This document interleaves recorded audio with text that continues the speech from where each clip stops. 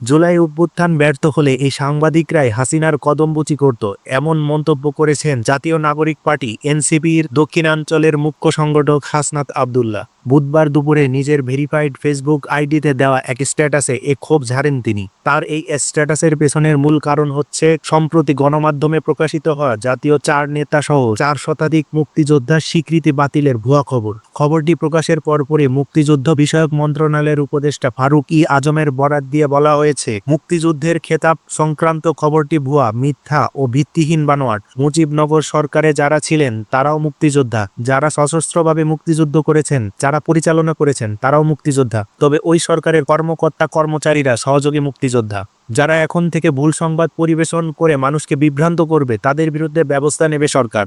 বর্তমান অন্তর্বর্তীকালীন সরকার গণমাধ্যমের স্বাধীনতার ব্যাপারে খুব উদার উল্লেখ করে তিনি বলেন, আমরা সমালোচনাকে সবসময় স্বাগত জানাই, কিন্তু কাউকে এরকম কোনো লাইসেন্স দেওয়া হয়নি যে তিনি চাইলে একটি ভুল সংবাদ প্রচার করবেন।